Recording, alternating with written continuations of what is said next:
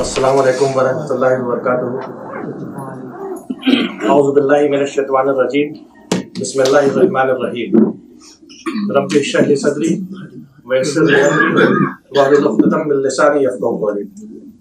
मैं सबसे पहले तो जमात इस्लामी हिंद और उसके अकाबरीन को और आसिफ भाई को और जाहिद भाई का भी फ़ोन आया था, शुक्रिया अदा करता हूँ कि इस हसास और अहम मौजू पर मुझे, जो हम सब दिलों के करीब है, मेरे दिल के भी करीब है, पर कुछ अपनी बात रखने का मौका दिया। और आप सब लोग भी अपना कीमती वक्त निकाल करके आए हैं।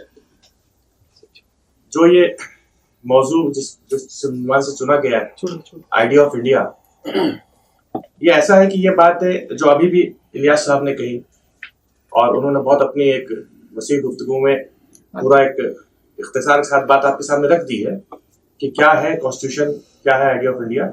इसको तो गली गली मोहल्लों मोहल्लों में लोगों को मालूम होना चाहिए, दिखाया जाए। क्योंकि मुझे इस पर जितने सब्जेक्ट्स हैं उसमें कॉन्स्टिट्यूशन पर कुछ बोलने के लिए खासतौर से डेमोक्रेसी, सेक्युलरिज्म और फेडरलिज्म का एक सब्जेक्ट दिया गया था और कहा गया था कि जरा आप हिस्टोरिकल पर्सपेक्टिव में भी बात रखने की कोशिश कीजिएगा। तो मैं अपनी बात को इंशाल्लाह 15 मिनट से 20 मिनट में खत्म करूंगा, लेकिन 1950 के पहले से लेके आप जितना पीछे चले जाएं और फिर आज के जो हालात है यानी 1950 के बाद के से लेके आज तक इंशाल्लाह आपके सामने रखने की कोशिश करूंगा। देखिए 1950 में तो आप और हम सब जानते हैं कि इस मुल्क का दस्तूर, उसको हमने इन्फोर्स किया नवंबर 26 1950 तक ये बन चुका था, 49 तक ये बन चुका था और उसके 2 महीने बाद यानी 26 जनवरी 1950 को इसको इन्फोर्स किया गया। लेकिन मैं समझता हूं कि हम लोग एक बहुत बड़ी गलती कर जाते हैं कि हमारे जो दस्तूर है इस मुल्क का, उसको एक इस पस मंजर में देखने की कोशिश करते हैं कि 1940 से या 1935 से लेकर 1950 तक क्या हालात इस मुल्क में रहे, बशमूल इस मुल्क के तकसीम के, और उस नजरिए से फिर हम इस मुल्क के आइन को की तशरीह करने की कोशिश करते हैं। जबकि अगर हम इस आइन को देखें तो इसकी जो मूल प्रति है, अभी 3-4 साल पहले दिल्ली हाई कोर्ट में हॉल में उसकी एक एग्जीबिशन लगी थी, तो उसके अगर हर चैप्टर में जाएंगे तो हर चैप्टर के बीच में एक पन्ना, एक कलाकारी का एक नमूना डाला गया, उसमें कुछ तस्वीर है, कुछ आर्टफैक्ट्स हैं, जिसमें बहुत कदीम जमाने से, अब आप उसको कितना भी कदीम ले जाए, यानी अशोक के पहले से, बुद्ध के पहले के जमाने से, रामायण से आप चले आए, तो उसमें जगह जगह तस्वीर बना के कुछ समझाने की कोशिश की गई है। उसमें जो हमारा जैन मत है कुछ उसकी तस्वीर है, उसके कुछ पन्ने आप पलटेंगे तो उसमें रामायण काल और महाभारत काल की भी है। लेकिन उसमें बाद में देखा जाए तो कुछ सूफियों को भी जगह दी गई है, अकबर को भी जगह दी गई है और टीपू सुल्तान को भी जगह दी गई है। यानी कि 1950 तक इस मुल्क में आप जितना भी हजारों साल पीछे चला जाएं, जो सभ्यता का विकास हुआ है और हम जिसको इंक्लूजन लफ्ज आजकल काफी इस्तेमाल करते हैं, सबको उन्होंने कोशिश की कि इंक्लूड करेंगे। यानी ये बात सिर्फ ये नहीं है कि 1935 से 1950 के बीच क्या हो गया और कैसे लोगों का तहफ्फुज हो, या ये कि रिजर्वेशन हो तो उसको डाल दिया गया, सिर्फ उतनी सी बात नहीं थी। बहुत सी बातों को मलहूज़ खातिर रखा गया और वो बहुत ही लर्नेड लोग थे, बहुत ही विद्वान लोग थे, जिन्होंने, आज हम अकबर को कुछ भी कहें, मैं कोई यहाँ मौरिख नहीं हूं और अशोक पांडे साहब अगर आएंगे तो वो ज्यादा बताएंगे, या टीपू सुल्तान को भी जगह दी गई और आज हम उन लोगों के बारे में क्या बातें कर रहे हैं, जबकि उनको संविधान के पन्ने में उनकी तस्वीरें भी डाल दी गई और रानी झांसी लक्ष्मीबाई के साथ डाल दी गई कि एक ऊपर उनका बना हुआ है तो नीचे टीपू सुल्तान का बना हुआ। तो यानी हमारे जो कॉन्स्टिट्यूशन मेकर्स थे, जो बड़े विद्वान लोग थे, उन्होंने, उनके नजरिया उस वक्त क्या था और आज हमारा नजरिया कैसे बदला गया है या बदलने की कोशिश हुई। एक बात तो ये। दूसरी चीज ये कि इस मुल्क की तारीख में मैं इसको ऐसे समझता हूं, क्योंकि मैं कुछ तारीख की भी बात कर रहा हूं, फिर कॉन्स्टिट्यूशन पर आऊंगा, फिर मैं जो समझता हूं सॉल्यूशन हो सकता है, क्योंकि मुझे इसी तरह से बात रखने को कही गई थी कि बार बार इस मुल्क में तकसीम की बात की जाती है और जब इस मुल्क के एक कल्चर की बात की जाती है तो तकसीम की बात उठाती है। मैं कहता हूं कि 1947 तकसीम की कहानी थी ही नहीं, वो एक आधा सच है, बल्कि सच का शायद 10% है। 1947 के बाद से तो इत्तेहाद की कहानी शुरू हुई थी, क्योंकि 1947 जब ये मुल्क आजाद हुआ था तो क्या ब्रिटिश इंडिया से जो हमें आजादी मिली थी, मैं उसकी बात कर रहा हूं, सिविलाइजेशनल कंस्ट्रक्ट में मैं दोबारा आऊंगा, तो क्या कश्मीर इस मुल्क का हिस्सा था? नहीं। कश्मीर कब बना? 1948 या 49 में हिस्सा बना। क्या हैदराबाद स्टेट जो तकरीबन जर्मनी के बराबर थी, क्या 1947 15 अगस्त 1947 को भारत का हिस्सा थी? जवाब है नहीं थी, वो उसके बाद बनी। गोवा हमारे पास कब आया? 1961 में आया। बहुत से मुल्क जो आज हमारे दोस्त हैं, ब्राजील, गोवा जब इंडिया में मिल रहा था तो ब्राजील यूनाइटेड नेशंस में मुखालिफत कर रहा था, आज बहुत अच्छा दोस्त है। तो नेशनल इंटरेस्ट अलग अलग होते हैं। सिक्किम कब आया? 1975 में आया। केरला के 3 राज्यों ने मिलकर, जिसमें से एक मालाबार का जो राज्य था, मुस्लिम राजा थे, ने मिल करके तय किया कि हम इंडियन यूनियन में शामिल होंगे, एक स्टेट बनेंगे, और इसीलिए कि त्रिवेंद्रम कैपिटल रहेगा और हाईकोर्ट कोचीन में जाएगा, ये उनकी शर्त थी। पर आमतौर से आप देखते हैं कि जो सूबाई राजधानी होती है वहीं पे हाईकोर्ट होता है। कुछ इसके कुछ बातें, कुछ सूबे इस्तिस्ना है इससे, कि एमपी में ऐसा नहीं है या यूपी में, लखनऊ में प्रिंसिपल बेंच नहीं, वरना आमतौर से जो राज्य की राजधानी होती है वहां पे हाईकोर्ट होता है। केरल में ऐसा नहीं था, उन्होंने वो शर्त लगाई थी कि हाईकोर्ट वहां होगा, राजधानी यहां होगी, और हम इंडियन यूनियन का हिस्सा बनेंगे। लक्षद्वीप जो बहुत छोटी सी जगह है और 100% या 99% मुस्लिम आबादी है, उसमें एक छोटा सा आइलैंड है मिनिकॉय, उसको ये अंग्रेजों ने कहा था कि आप अलग होना चाहते हैं तो हो जाइए, और इंडिया में मिलना चाहते हैं तो मिल जाइए। तो उस छोटी सी आबादी के लोगों में भी छोटे से इलाके ने कहा हम इंडिया में मिलेंगे, तो उसको यूनियन टेरिटरी बनाया गया, लक्षद्वीप के साथ रखा गया। तो सिर्फ इसको हम तकसीम की निगाह से अगर देखेंगे, तो अगर हम राज्यों के हिसाब से देखें तो इस मुल्क के पिछले 2400 साल में 24 से ज्यादा तकसीम हो चुकी है। भाई आपको मालूम है, अशोक के वक्त बहुत बड़ा राज्य था, बाद में टुकड़े हो गया।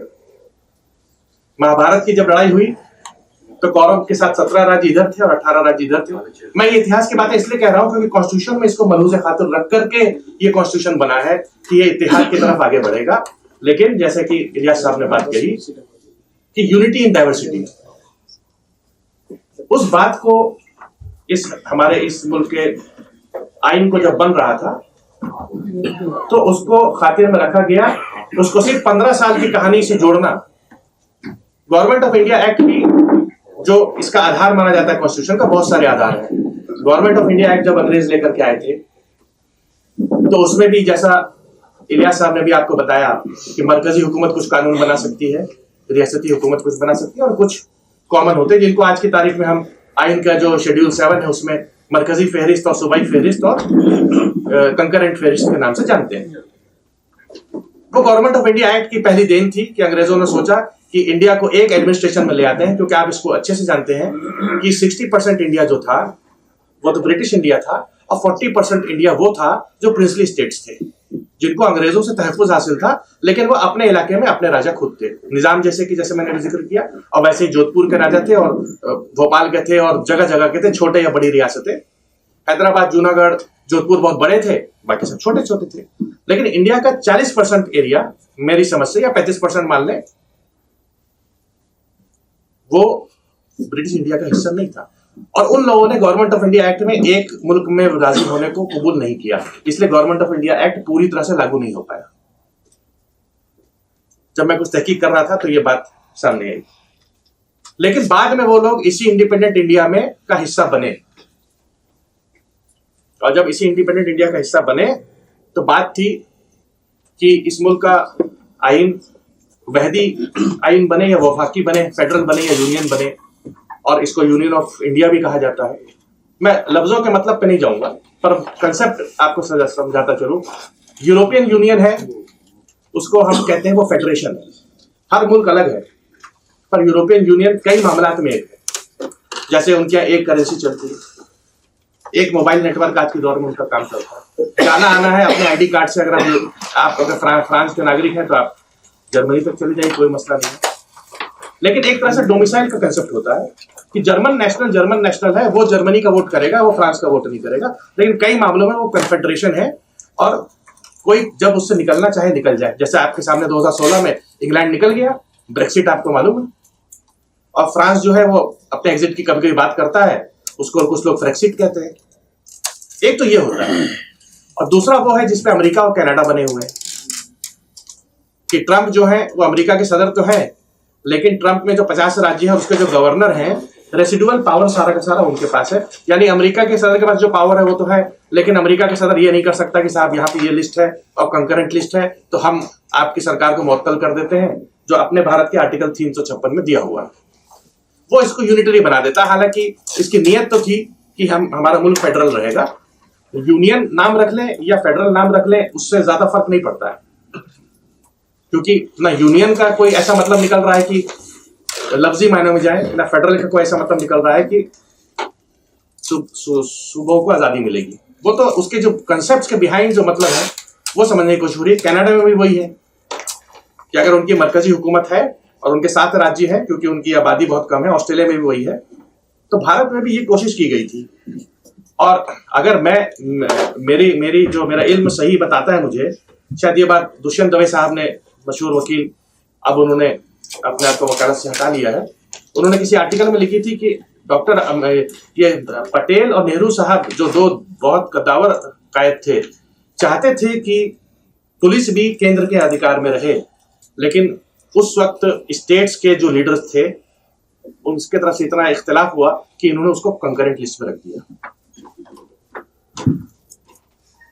वरना जैसे आर्मी और पहला मिलिट्री जो है वो मरकज के साथ होती है, वैसी पुलिस भी होती, तो फिर स्टेट्स के पास इन्फोर्समेंट की तो कोई पावर जो बची कुछ होती भी वो नहीं रह जाती। तो इन तस्वुरात पर प्रिंसली स्टेट्स को भी आना था, जो वो नहीं आ पाए, जो आए लेकिन वो बाद में वो बातें खत्म हो गई। तो हमारा अगर मैं ये देखूं कि 1950 तक जो हमारा संविधान बना, हमारा आइन बना, तो जिन उसूलों पे बना है वो ये उसूल है कि उसको अगर मैं अपने प्रियम्बल से ही पढ़ूं, क्योंकि हर बात याद नहीं रहती इसलिए मैं जरा लिख के लाया था कि प्रियम्बल हमारा कितना खूबसूरत है और वो जो बातें कहना चाह रहा है, और उसको मैं पूरा नहीं पढ़ रहा हूं, थोड़ा बड़ा है, लेकिन उसका जो मकसद है वो कहता है we the people of India and it declares India to be a sovereign socialist secular democratic republic and it establishes the goals of securing justice, social, economic and political, liberty of thought, expression, belief and faith and equality and status of opportunity. यानी इसको हम ये मान लें तो इंसाफ है, लोगों के बीच मसावत होनी चाहिए, लोगों को के जो आस्था है वो बरकरार रखी जाएगी। यानी ये जो प्रियम्बल है ये कॉन्स्टिट्यूशन की, संविधान की रूह है। बाकी सारा का सारा संविधान जो है वो इसी की वजाहत करते हुए बना है। इसीलिए we the people of India, और सबके लिए बराबरी होगी, सबके लिए इंसाफ होगा, किसी के लिए कोई फर्क नहीं किया जाएगा, और वो जो आस्था रखना चाहेंगे रखेंगे, जो सोचना चाहेंगे सोच सकेंगे। जो आप लोगों को आर्टिकल 19 मालूम है कि उसमें फ्रीडम ऑफ रिलीजन भी है, फ्रीडम ऑफ फेथ भी है, फ्रीडम ऑफ स्पीच भी है, बहुत सारे हैं। सबसे पहली कदगन उस पर कॉन्स्टिट्यूशन लागू होने के 15 महीने के बाद ही हो गई थी। और यहां से मैं 1950 के आगे की कहानी पे थोड़ा सा चलूंगा आपसे, क्योंकि बना कैसे हो किन उसूलों पे, वो तो 2500 साल या 5000 साल या 6000 साल में जो मुख्तलिफ अकायद इस मुल्क में है और उनके बीच जो फर्क होता है सबको अकोमोडेट करके रखना, ये उसूल थे और लोगों की बराबरी का उसूल था। इस पर बना, इसको सिर्फ 1935 से 1950 के बीच देख करके तशरीह करना किसी भी फिरके के लिए गलत होगा। लेकिन जो आज़ादी दी गई थी इस मुल्क में बात रखने की, उसमें जो लफ्ज आता है रीजनेबल रिस्ट्रिक्शन, सो हमें जो बोलने की आज़ादी दी गई है, कॉन्स्टिट्यूशन ने पहले लिखा था कि हर शख्स को अपने हिसाब से बोलने की आज़ादी होगी, उसमें रीजनेबल रिस्ट्रिक्शंस लगा करके उसको रोका जा सकता है। ये अल्फाज नहीं थे, ये बाद में 15 महीने के बाद आ गए। हुआ ये था कि कोई कुछ भी कह रहा था और अदालतों ने कहा कि जब आज़ादी है तो कह सकते हैं, तो फिर उस वक्त की गवर्नमेंट, नेहरू ही उस वक्त वजीर आजम थे, वो तब्दीली लेकर के आ गए कि इसमें रीजनेबल रेस्ट्रिक्शन लग सकता है। अगर वो रीजनेबल रेस्ट्रिक्शन नहीं होगा तो डिफेमेशन भी होगा, उसका एक दूसरा पहलू है। यहाँ पे जहां सरकारों को समझने की बात थी, मैं इसको ऐसे देखता हूं कि आवाम को भी समझने की बात थी कि अवामी हुकूक जो दिए गए थे वो इसलिए नहीं दिए गए थे कि अवाम उसका नाजायज फायदा उठाने लगे।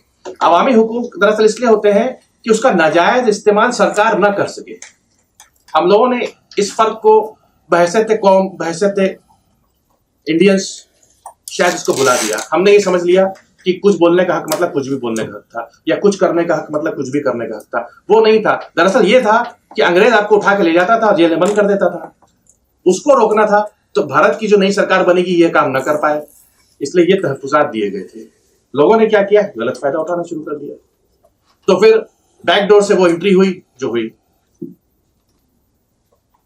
जो मैं अभी आपको लॉ एंड ऑर्डर की भी बात कर रहा था और फेडरलिज्म से उसका ताल्लुक है। अच्छा, उससे पहले डेमोक्रेसी पे आ जाऊं।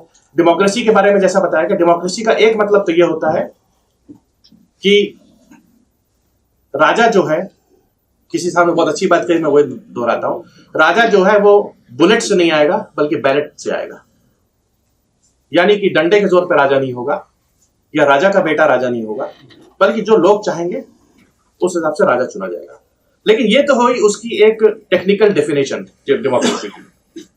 लेकिन डेमोक्रेसी की एक डेफिनेशन और भी है, जो डेमोक्रेसी के फीचर्स हैं, जो अब्राहम लिंकन ने कहा कि it is government of the people, for the people, by the people. वो होती है असल डेमोक्रेसी। आप देखेंगे इंग्लैंड में तो राजा या रानी आज भी है, यूरोप के कई मुल्कों में आज भी, बेल्जियम में वहां भी राजा आज भी है, कोई पावर नहीं है उसके पास, वो उसकी हैसियत वहां प्रेसिडेंट की है जो हमारे प्रेसिडेंट की है। लेकिन ये कि उसी का बेटा या उसी की बेटी राजा बने रहेंगे। लेकिन वहां जमहूरियत ज्यादा है या हमारे मुल्क में जमहूरियत ज्यादा है? आप सब कहेंगे कि वहां लगता है कि जमहूरियत ज्यादा है, क्योंकि वहां पे आवाम ज्यादा बेहतर जिंदगी जी रही है। शायद वहां टैक्स का ऐसा बोझ नहीं है, या वहां पे दूसरे ऐसे वो मजालिम जो सुनने में आते हैं वो नहीं है जो यहां पर सुनने में आ जाते हैं। तो एक डेमोक्रेसी का तो एक टेक्निकल मतलब तो ये हो गया कि सब राजा को जनता चुनेगी कुछ वक्त के लिए, फिर दोबारा चुनेगी। और एक होता है कि क्या उसूल है, क्या फीचर्स हैं, उन पर डेमोक्रेसी होती है, तो वो रियल डेमोक्रेसी होती है। उन फीचर्स को हमें यहां मजबूत करना है। जैसे मैंने आपको फेडरलिज्म के बारे में भी कहा कि लफ्ज फेडरलिज्म या यूनियन से मतलब नहीं है, सूबों को कितनी पावर है। हमने तो, कुछ लोगों ने तो लड़ाई की कि पुलिस का पावर होना चाहिए स्टेट के पास, और इंडियन पेनल कोड में जो भी मसला पेश आता है आज भी तो आपकी सरकार की पुलिस ही देखती है। लेकिन मरकजी हुकूमत ने किया क्या, सीबीआई बना दी जो मरकज के साथ है। मरकजी हुकूमत ने किया क्या, जैसे इलियास साहब ने बताया, यूएपीए जैसे कानून ले आए, पहले पोटा लाए, टाटा लाए, उसको खत्म किया, तो यूएपीए में अमेंडमेंट करके ऐसा डाल दिया कि जो भी देखेगी वो मरकजी हुकूमत देखेगी। फिर ये लिख दिया कि बेल नहीं मिलेगी। जब कानून में लिख दिया बेल नहीं मिलेगी, तो अदालत का काम था कि उसको कॉन्स्टिट्यूशन की निगाह से देखती और कहती कि साहब ये अनकॉन्स्टिट्यूशनल है।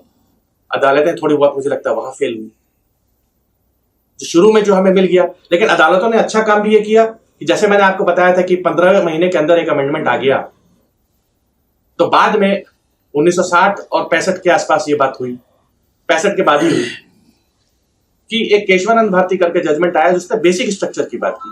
उसने ये कहा कि ऐसा नहीं हो सकता कि आप जिससे वजूद में आए हैं आप उसी को खत्म कर दें, इसलिए कि आपके पास अमेंडमेंट की पावर है। मतलब इसको सादा लफ्जों में कहूं तो अगर वालिद साहब ने बेटे को कहा कि आज से कंपनी तुम संभालो, कि मैं बुजुर्ग हो चला, तो इसका मतलब ये नहीं है कि आप कंपनी बेच देंगे, क्योंकि वालिद साहब ने तो आपको कंपनी चलाने को दी थी और आपने कहा मैं कंपनी बेच देता हूं क्योंकि मुझे तो वालिद साहब ने मालिक बना दिया।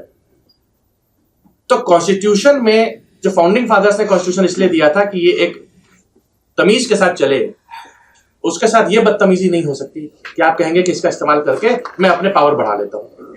तो सुप्रीम कोर्ट ने वहां पे एक बुनियादी ढांचे का तस्वुर दिया कि आप इसको अमेंड तो कर सकते हैं, ऐसा नहीं कर सकते कि साहब अमेंड करके इसका उसकी बुनियादी हिला के रख दिया आपने।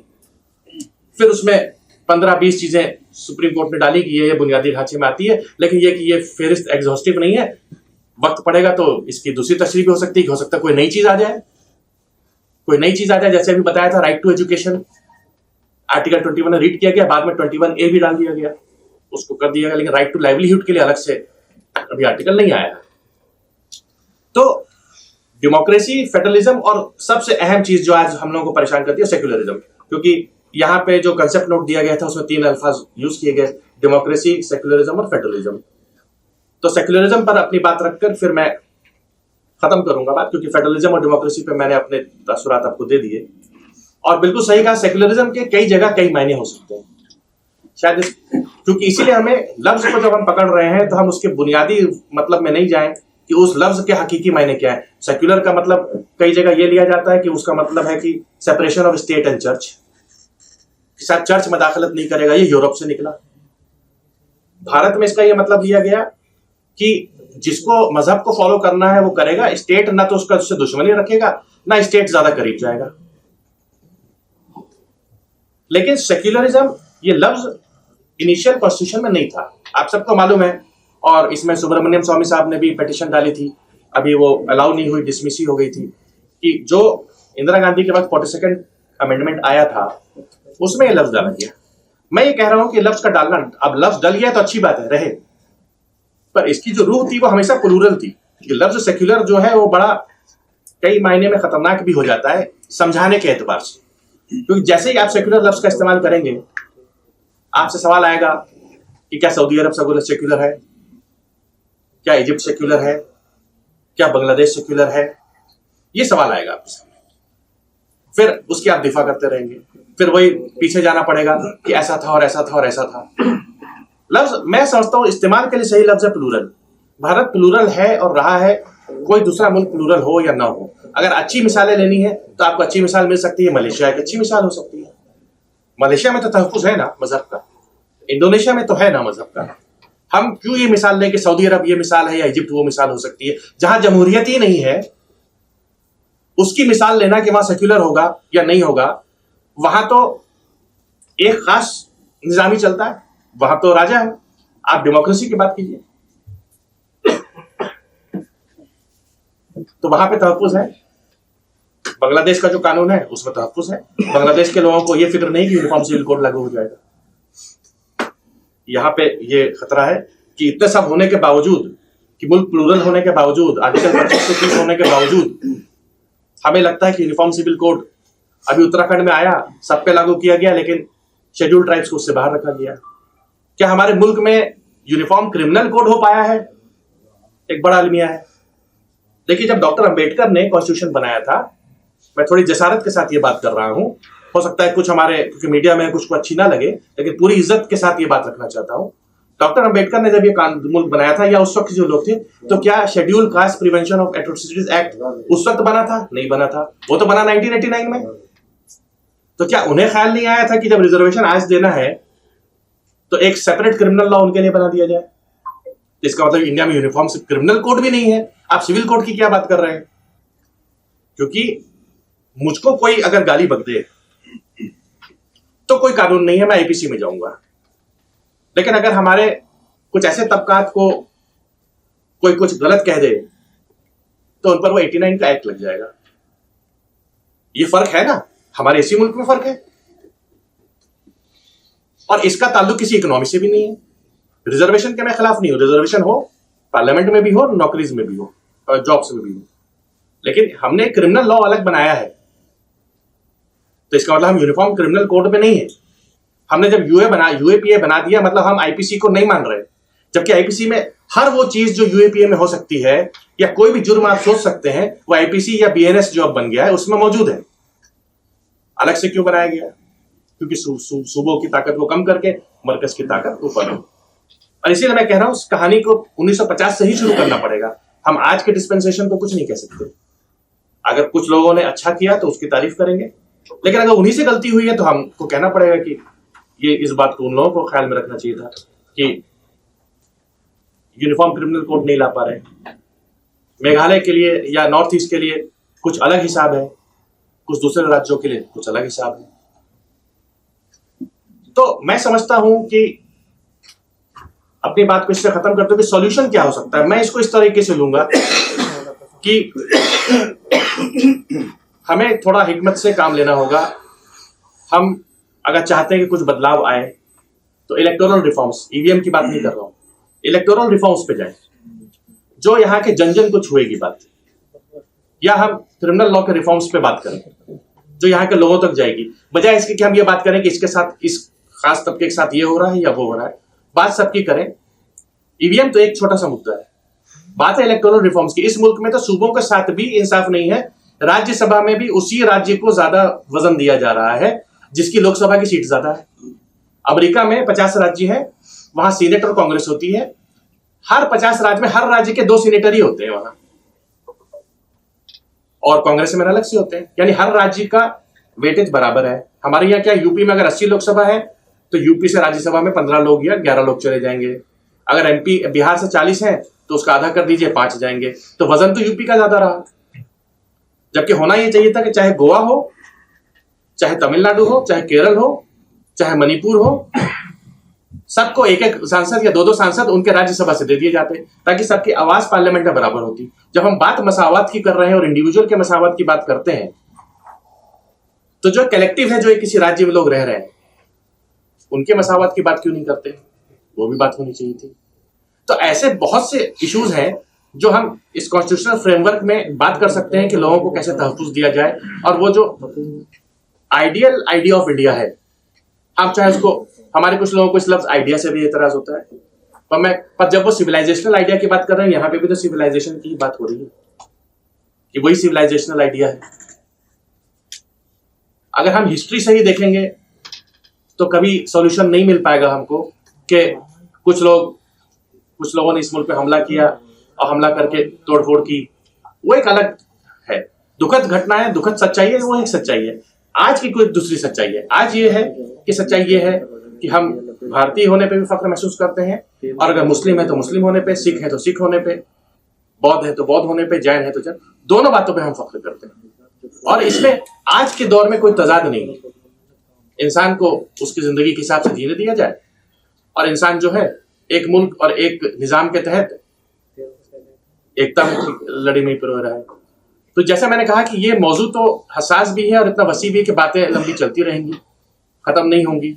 इस पे आप डे लॉन्ग कर लीजिए, वर्कशॉप कर लीजिए, बहुत अच्छा रहेगा। लेकिन ये चंद बातें थी, इसके साथ मैं अपनी बात को खत्म करता हूँ।